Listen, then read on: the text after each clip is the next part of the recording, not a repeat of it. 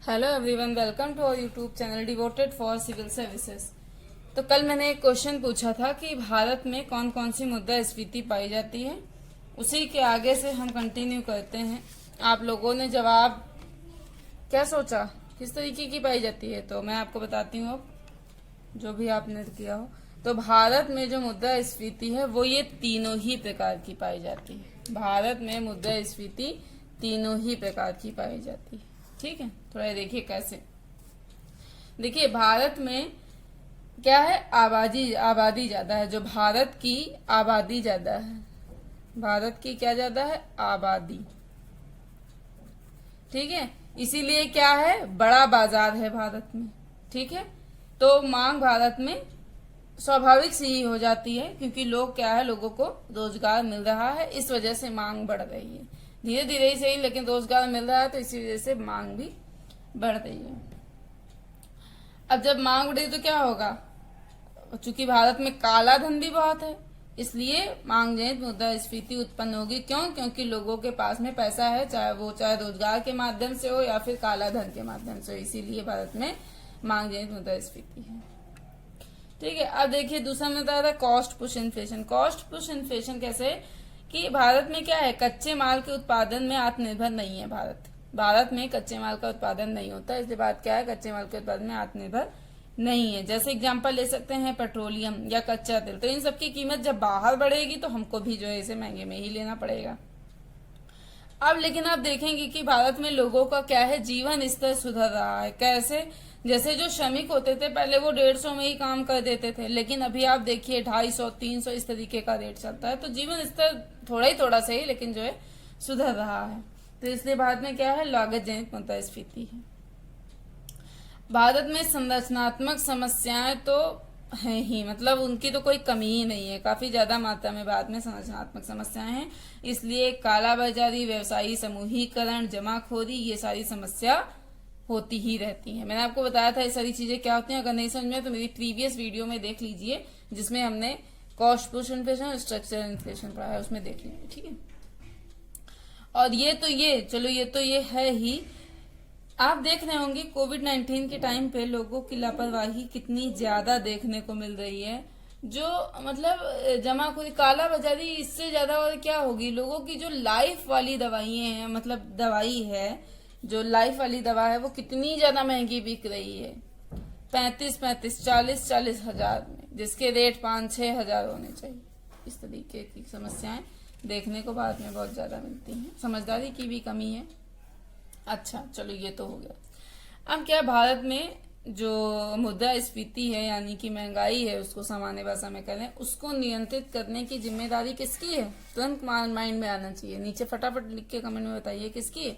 RBI की जिम्मेदारी है। इंडिया में, भारत में, वैसे किसी भी देश की केंद्रीय बैंक की जिम्मेदारी होती है, लेकिन इंडिया की हम बात कर रहे हैं, इसलिए जो है आरबीआई की। ठीक है, अब ये कैसे रोकती है, ये करती क्या है कि मैंने बताया था, ये सब चीजें जब बताई थी, मॉनेटरी पॉलिसी के माध्यम से रोकती। मॉनेटरी पॉलिसी वाले वीडियो में जाके मॉनेटरी पॉलिसी पूरा पढ़ लीजिए, जिसने ना पढ़ा हो, यहाँ डिटेल में बताना संभव नहीं है।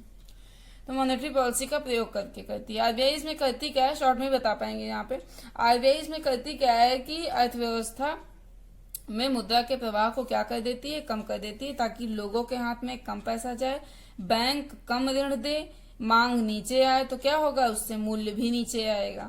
और जब ऐसा होगा तो ऐसा करने से आरबीआई करेगी, जितना भी एक्स्ट्रा पैसा होगा मार्केट में वो सब वो अपने पास कर लेगी, और इसी वजह से मांग नीचे आ जाएगी। लेकिन आरबीआई बढ़ी हुई जो आय है, मतलब काला धन जिसको कहते हैं, उसे नहीं कुछ कर सकती है, क्योंकि उसका तो रिकॉर्ड ही नहीं है। ये हो गया। ठीक है, दूसरा क्या है, जो सरकार खर्च करती है। ठीक है, जैसे मान के चलो सरकार ने मनरेगा में खर्च किया, मनरेगा में रुपया उसने खर्च किया, तो ये मनरेगा के तहत सरकार क्या करेगी, पैसा पंप कर रही है मार्केट में। ठीक है ना, पैसा मार्केट में पंप करेगी मनरेगा के तहत। तो उसमें होगा क्या कि आरबीआई का इसमें नियंत्रण नहीं होता है। तो होता क्या है कभी कभी कि आरबीआई क्या कर रही है कि भाई मुद्रास्फीति को नियंत्रित करने का प्रभाव कर रही है, लेकिन वहीं दूसरी तरफ आप देख रहे हैं कि जो अतिरिक्त पैसा है वो अपनी ओर मतलब अपनी ओर करने का प्रयास कर रही है। महंगाई नीचे लाने के प्रयास किया। लेकिन दूसरी तरफ सरकार क्या कर रही है, मनरेगा जैसी कोई भी मतलब कल्याणकारी योजना हो सकती है, उसमें अपना पैसा क्या कर रही है, पंप कर रही है, तो लोगों के हाथ में इससे ज्यादा पैसा। एक तरफ आरबीआई अपने पास पैसा लाने का काम कर रही है, दूसरी तरफ सरकार क्या कर रही है, उनको पैसा मार्केट में पैसा पंप करने का कार्य कर रही है। तो इससे होता क्या है कि आरबीआई के जो प्रयास हैं वो क्या हो जाएंगे, विफल हो जाएंगे। तो आरबीआई क्या कहती है, सिर्फ मांग जनित जो मुद्रास्फीति होती है उसको ही थोड़ा बहुत, वो भी आंशिक तरीके से कह सकते हैं, नियंत्रित कर सकती है। इसके अलावा जो हमारी संरचनात्मक समस्याएं हैं, जैसे क्या हो गई, जमाखोरी, कालाबाजारी, भंडारण, जैसा हमने बताया था, इसे भी आरबीआई दूर नहीं कर सकती है, और इसको भी नहीं दूर कर सकती। और जो ये कॉस्ट पुश इन्फ्लेशन है, इसको भी आरबीआई दूर नहीं कर सकती। इसमें आरबीआई कुछ भी नहीं कर सकती, ठीक है। कर सकती है थोड़ा बहुत डिमांड को, वो भी कंप्लीटली नहीं, आंशिक रूप से, ठीक है। तो सिर्फ और सिर्फ आरबीआई अगर मुद्रास्फीति को क्या करती है, नियंत्रित करती है, करने का प्रयास करती है, तो आरबीआई इसमें सफल नहीं हो पाएगी। मुद्रास्फीति के नियंत्रण के लिए दोनों को, यानी कि RBI plus government plus central government, यानी कि ये हो गया RBI plus central government plus state government, दोनों को प्रयास करना चाहिए, सॉरी तीनों को प्रयास करना चाहिए, तब जाके मुद्रास्फीति के नियंत्रण में प्रभावी भूमिका देखने को मिल सकती है, ठीक है। ये हो गया हमारा। अब हमने कारण के आधार पर बात की थी, अब हम बात करेंगे दर के आधार पर मुद्रास्फीति कितने प्रकार की होती है। मैंने बताया था आप लोगों को। तो दर के आधार पर मुद्रास्फीति मैंने 4 प्रकार की बताई थी, जिसमें से मैंने पहली बताई थी क्रीपिंग या रेंगती हुई मुद्रास्फीति, क्रीपिंग इन्फ्लेशन या रेंगती हुई मुद्रास्फीति। इसमें क्या होता है कि जब हमारी मुद्रास्फीति बहुत धीमी गति से, यानी कि 0 से 3% की दर से बढ़ती है, तो क्रीपिंग इन्फ्लेशन होता है। कितने परसेंट से कितने परसेंट, 0 से 3% के बीच में। तो ये दर्शाता है, अगर जहां कहीं भी ऐसा होता है तो ये दर्शाता है कि जो मुद्रास्फीति है, जो इन्फ्लेशन है, वो पूरी तरीके से कंट्रोल में है। जो हमारे डेवलपमेंट देश हैं, विकसित देश हैं, उनमें यही चीज देखने को मिलती है, यानी कि क्रीपिंग इन्फ्लेशन ही देखने को मिलता है। क्योंकि विकसित देशों में होता क्या है, संरचनात्मक समस्याएं ना के बराबर होती हैं, ठीक है, लगभग नहीं होती हैं, एक आध जगह होंगी तो होंगी, वरना इसीलिए कह रहे हैं ना के बराबर होती हैं तो बहुत ही कम, ठीक है। तो विकसित देशों में क्या होता है, डिमांड भी थोड़ी कम होती है। क्यों? क्योंकि लोग पहले से ही समृद्ध होते हैं। जैसे एसी, टीवी, फ्रिज, हम लोग क्या करते हैं, यानी कि इंडिया में क्या होता है, एक सैलरी से एसी खरीद जाए, एक सैलरी से ये सब चीजें, ऐसे नहीं। विदेशों में सब चीजें समृद्ध है, मतलब पहले से ही ये सब चीजें लोगों के पास होती हैं, तो इसलिए वहां पे क्या होती है, मांग जो है कम होती है, डिमांड जो है अपेक्षाकृत कम होती है। दूसरा बात करते हैं वॉकिंग इन्फ्लेशन, चलती हुई मुद्रास्फीति। ये क्रीपिंग मैंने बताई थी। दूसरा क्या है, वॉकिंग इन्फ्लेशन, यानी कि चलती हुई मुद्रास्फीति। इसमें जो रेट होता है वो 3 से 10% का रेट होता है। कितना होता है, 3 से 10% का रेट होता है, ठीक है। इसमें ये सामान्यता कहाँ देखने को मिलती है, विकासशील देशों में देखने को मिलती है। इंडिया का एग्जाम्पल ले सकते हैं, वहां पे ऐसी व्यवस्था आपको देखने को मिलेगी। ऐसे में क्या होता है, मांग भी होती है, यहाँ पे वॉकिंग में मांग भी होती है, संरचनात्मक समस्याएं भी बढ़ रही होती है, मुद्रास्फीति की जो दर है वो हमेशा से ज्यादा ही होती है। 3 से 10% मतलब समझ रहे हैं, ज्यादा ही होती है, ठीक है। सामान्यता क्रीपिंग से ज्यादा होती है, ऐसे कह सकते हैं। तीसरी बात करते हैं, ये तो हमने क्रीपिंग, वॉकिंग। अब तीसरी आती है रनवे इन्फ्लेशन, हिंदी में कहते हैं भागती हुई मुद्रास्फीति। इसको कहते हैं रेंगती हुई, ठीक है, इसको कहते हैं चलती हुई, और इसको कहते हैं भागती हुई। इसमें जो होता है, जो मुद्रास्फीति की दर रहती है 10% से ज्यादा रहती है और धीरे धीरे नियंत्रण से बाहर होते जाती है, और 10 से कितना 30% तक लगभग आपको देखने को मिलती है। जब ऐसी मुद्रास्फीति कहीं आपको दिखे, ये किसी भी अर्थव्यवस्था के लिए मतलब अच्छा संकेत नहीं होता है, बुरा संकेत एक माना जाता है। क्योंकि होता क्या है, धीरे धीरे फिर नियंत्रण से बाहर चली जाती। 30% बहुत होगी। फिर चौथे बात करते हैं चरम मुद्रास्फीति, या जिसको कहते हैं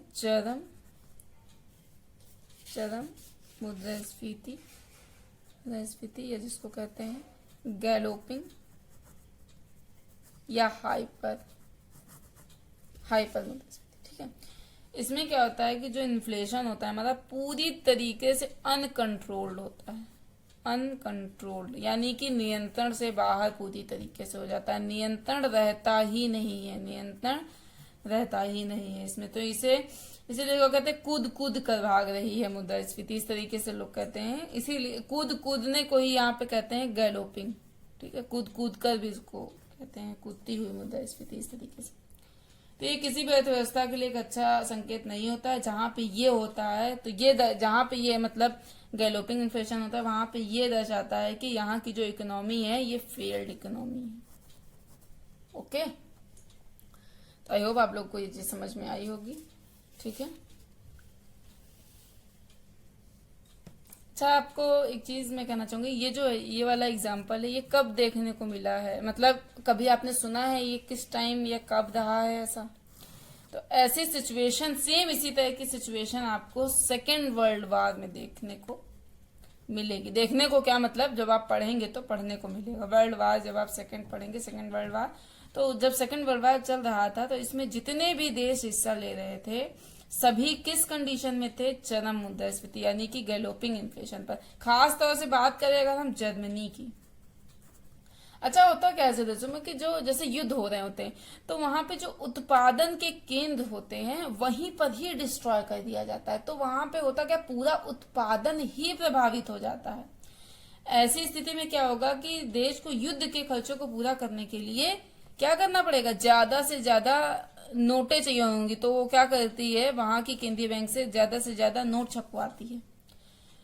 तो जब नोट ज्यादा से ज्यादा छपवाएगी, महंगाई तो पूछो ना आसमान छू लेगी, और जो क्रय क्षमता होगी वो क्या होगी? नोट की कम होगी, क्रय क्षमता कम होती जाएगी, ठीक है। तो जर्मनी में भी यही उस समय देखने को मिला था। तो लोगों को सैलरी पता है कैसे दी जाती थी? बोरियों में भरकर। आपने देखा, एनसीईआरटी अगर पढ़ी होगी तो देखा होगा, ये पिक्चर वहां बना के चीज दिखाई गई है। तो बोरियों में भर कर उनको मतलब पैसा दिया जाता था। लोग कैसे ले जाते थे सैलरी? बैलगाड़ी से ले जाते थे। बैलगाड़ी से जब वो सैलरी ले जाते थे तो आधी सैलरी तो उसका वही ले लेता था जो ड्राइवर होता था, आधी सैलरी वही ले। क्यों? क्योंकि वस्तुएं सेवाएं भी महंगी हो जाएंगी। जब महंगाई है तो हर चीज महंगी हो जाएगी, ठीक है ना। तो ऐसे क्या फायदा है, ऐसी नोटें ज्यादा भर मिलने से क्या फायदा? इसी को कहते हैं फेल्ड इकोनॉमी, ठीक है। अब देखिए, मुद्रास्फीति से संबंधित कुछ टर्म है, इंपॉर्टेंट टर्म है, वो टर्म जरा आप लोग नोट कर लीजिए। देखिए, पहला है डिफ्लेशन। डिफ्लेशन जिसे कहते हैं अपस्फीति, अपस्फीति या मुद्रा संकुचन, संकुचन, ठीक है। दूसरा है डिसइन्फ्लेशन,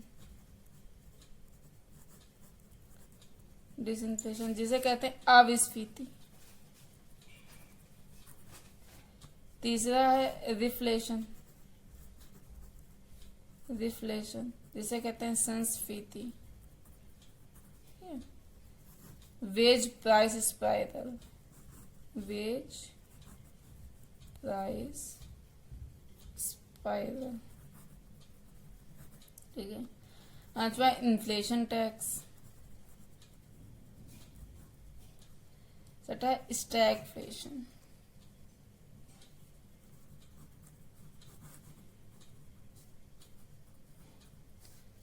इसको कहते हैं समृद्धि रहित। स्टैगफ्लेशन मैंने क्या होगा? समृद्धि रहित मुद्रास्फीति,